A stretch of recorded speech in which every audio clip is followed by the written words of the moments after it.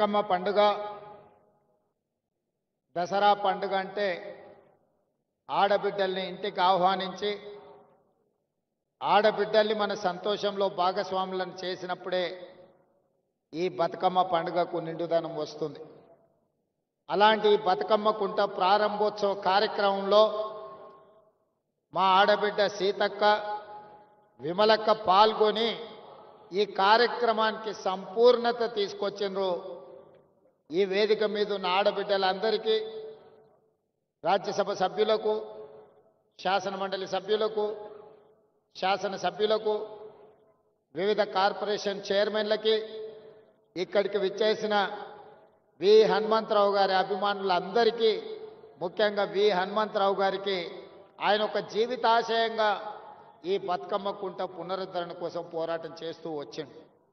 అదేవిధంగా ఈ కార్యక్రమంలో హైదరాబాద్ నగర మేయర్ ప్రథమ పౌరాలు విజయలక్ష్మి గారు, మున్సిపల్ అధికారులు, హైడ్రా అధికారులు అందరూ పాల్గొని ఈ కార్యక్రమంలో ఈనాడు పేదల కోసం నిర్మించిన ఈ బతుకమ్మ కుంట ముఖ్యంగా ఆడబిడ్డలు దసరా పండుగ సందర్భంగా ఇక్కడ ఆనందంతో ఉత్సాహంతో ఈ కార్యక్రమాన్ని జరుపుకోవడాన్ని మనస్ఫూర్తిగా అభినందిస్తున్నాను.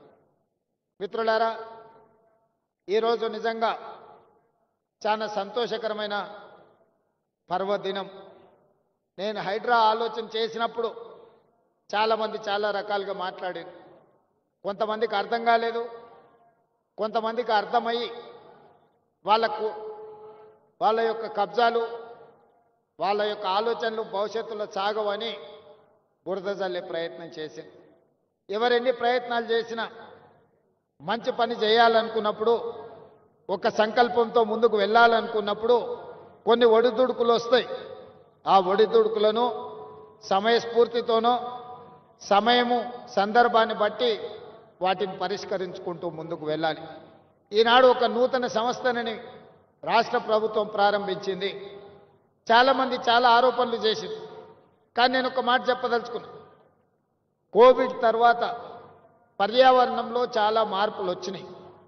క్లైమేట్ చేంజెస్ అంటే ఊహించని లేనంత వాతావరణంలో మార్పులు వచ్చినాయి. ఈ హైదరాబాద్ నగరమే కాదు, ఈ దేశంలో మనం ఏర్పాటు చేసుకున్న వ్యవస్థలు, మనం నిర్మించుకున్న రోడ్లు కావచ్చు, డ్రైనేజ్ కావచ్చు, ఇతర పరిస్థితులు, ఇతర ఏర్పాట్లన్నీ కూడా రోజుకు 2 సెంటీమీటర్ల వర్షం కురిస్తే సరిపోయే విధంగా మనం ఇన్ఫ్రాస్ట్రక్చర్ ఏర్పాటు చేసుకున్నాం. గతంలో వర్షాలను బట్టి ఆనాడు నిర్మాణం చేయాల్సిన ప్రభుత్వ సంస్థలు ఒక రోజుకి 24 గంటల్లో 2 సెంటీమీటర్ల వర్షం పడితే ఎదుర్కోవడానికి అవసరమైన మనము ఇన్ఫ్రాస్ట్రక్చర్ ఏర్పాటు చేసుకున్నాం. కానీ ఈ మధ్యకాలంలో మీరు అందరు చూస్తున్నారు, 2 సెంటీమీటర్లు రోజు కాదు, గంటలో లేదా 2 గంటల్లో 40 సెంటీమీటర్ల వర్షం కురిసే పరిస్థితులు ఈరోజు వాతావరణంలో మార్పు వచ్చినాయి. కోవిడ్ తర్వాత విపరీతమైన మార్పులు వచ్చినాయి, పర్యావరణ మార్పులు వచ్చినాయి, వాతావరణ కాలుష్యంలో మార్పులు వచ్చినాయి. ఈరోజు ఎక్కడ చూసినా వర్షాలు ఉపద్రవం. ఇవాళ ఒక తెలంగాణలోనే కాదు, ఉత్తర భారతదేశం నుంచి మొదలు పెట్టుకుంటే పక్క రాష్ట్రాలలో కూడా ఈ సమస్య తీవ్రంగా ఉన్నది. వీటిని ముందుగానే ఊహించినాం, ముందుగానే ఆలోచన చేసినాం, శాస్త్రవేత్తలతో మాట్లాడినాం. ఒక మంచి ఆలోచన చేసి ఈ నగరాన్ని కాపాడుకోవాలంటే ఈ అత్యధికంగా కుంభవృష్టి, క్లౌడ్ బస్ట్ అని ఇంగ్లీష్ అంటున్నారు, తెలుగులో కుంభవృష్టి.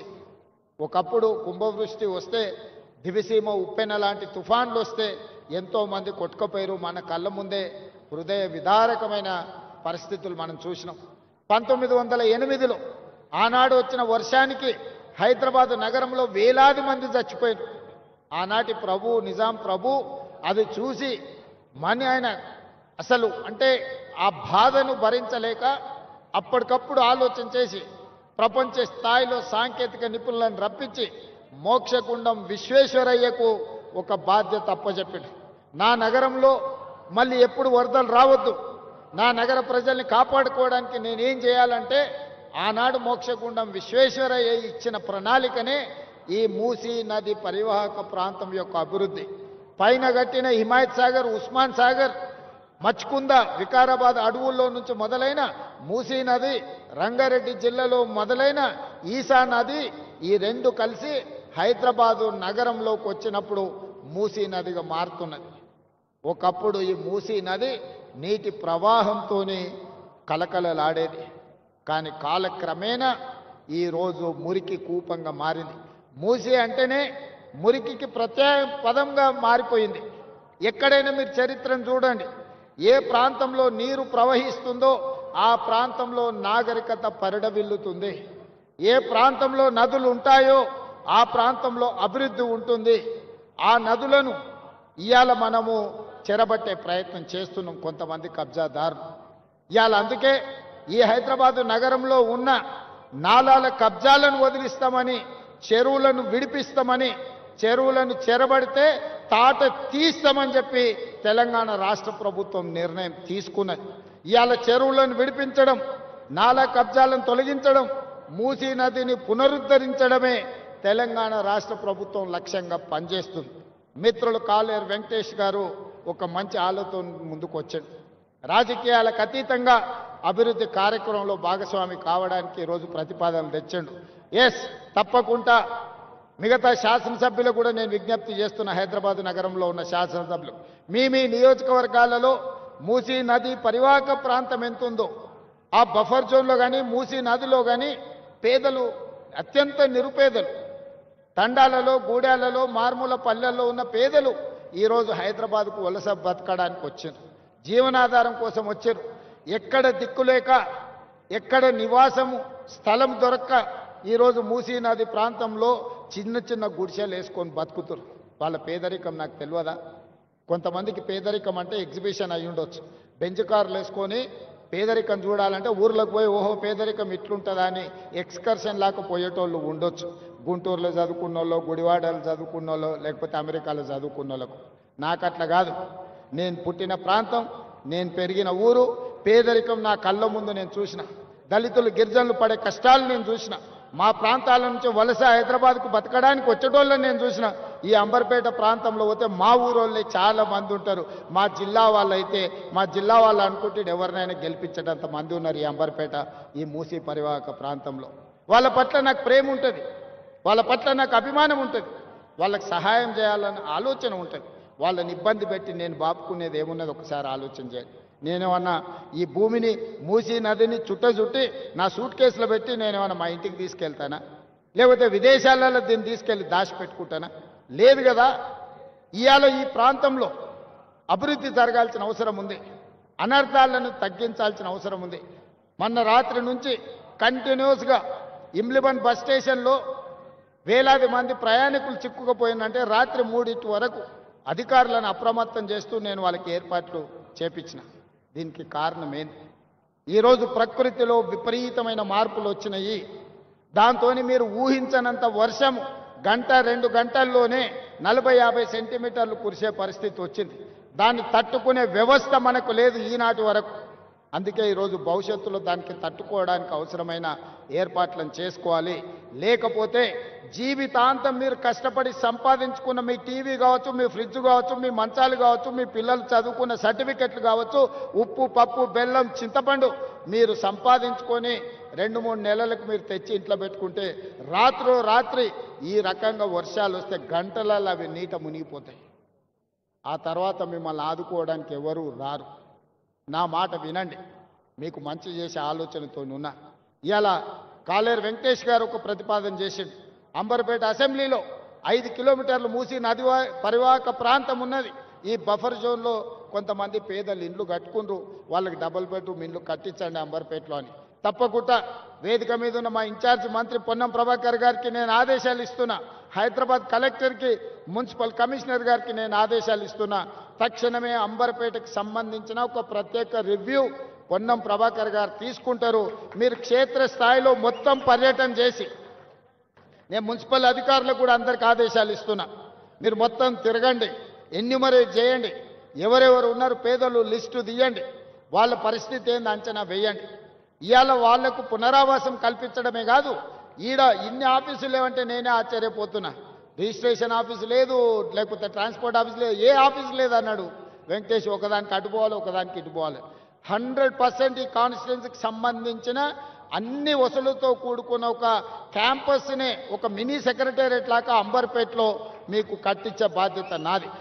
ఏమేమి ఆఫీసులు కావాలనో లిస్ట్ అవుట్ చేయండి. ఈ ప్రాంత ప్రజలకు అవసరమైన ఏమేమి కావాలనో అన్ని ఆలోచన చేయండి. వాటికి సంబంధించిన ప్రణాళికలు సిద్ధం చేస్తే డిసెంబర్ 9 తారీఖు లోపలనే మీకు అన్ని అనుమతులు ఇచ్చి నిధులు కేటాయించే బాధ్యత నాది. 2 నెలల్లో క్షేత్రస్థాయి పర్యటన చేసి అన్ని అంచనాలు తయారు చేయండి. ఆ అంచనాలకు అనుకూలంగా నిధులు డిసెంబర్ 9 తారీఖు లోపల మంజూరు చేసే బాధ్యత నేను తీసుకుంటా. కాలేరు వెంకటేష్ గారికి నేను సూచన చేస్తున్నా, రాజకీయాలకు అతీతంగా మీ నియోజకవర్గాన్ని అభివృద్ధి చేసుకోండి. నేను సహకరించడానికి సిద్ధంగా ఉన్నా. మీరు అడగకుండా, మీరు అంశాలను ప్రస్తావించకుండా, మీరు ప్రతిపాదనలు సిద్ధం చేసుకోకపోతే నేను సహాయం చేయాలన్నా కూడా నేను చెయ్యలేను. క్షేత్రస్థాయిలో మీరు సహకరిస్తే 100% అద్భుతాలు చేస్తాం. ఇక్కడ ఒక అతను కబ్జా పెట్టుకున్నాడు. అతని పేరు గురించి నేను చెప్పాల్సిన అవసరం లేదు. ఆకాశం నుంచి పూలు జల్లిన నాటి నాయకుడికి కబ్జా పెట్టుకున్నాయి. ఆయన వెనకాల ఎవరున్నారో మీ అందరికీ తెలుసు.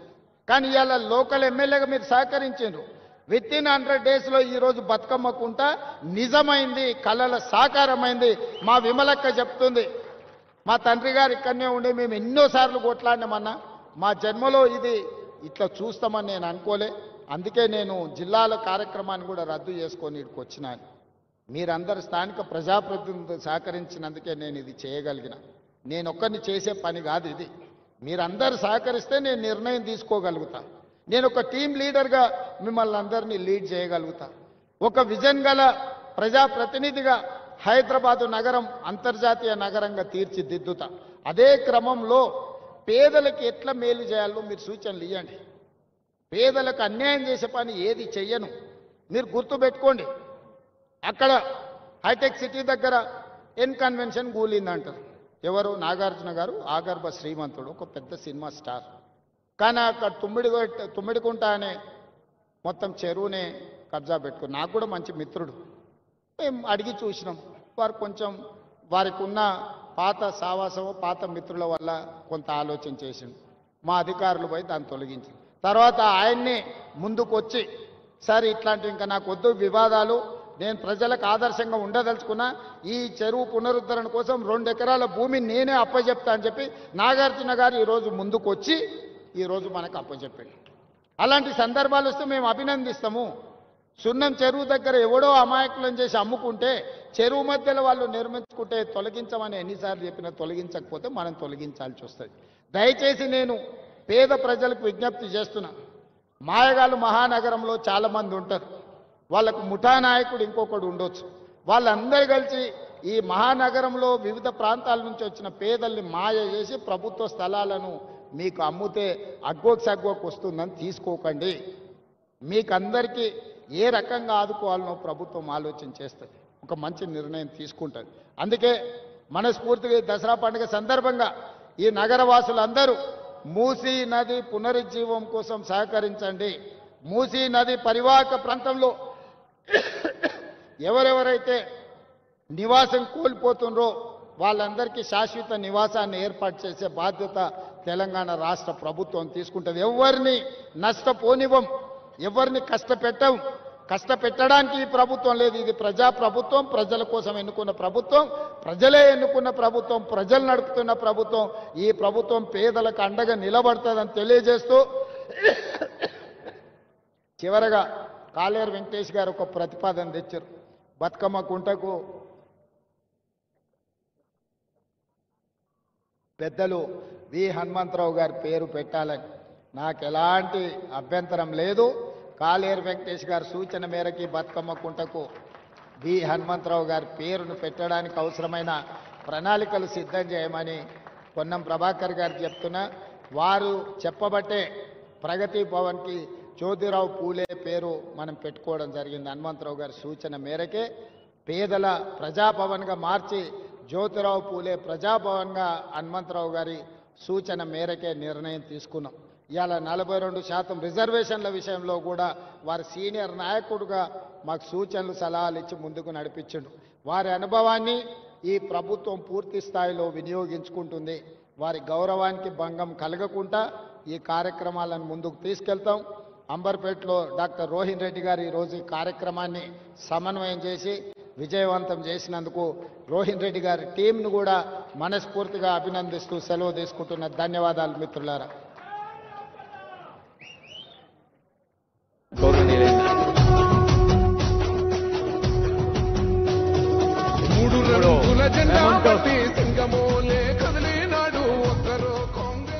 బతుకమ్మ కుంట ఆనరబుల్ సీఎం గారు చెప్పారు, హనుమంతరావు గారి పేరిట బతుకమ్మ కుంటగా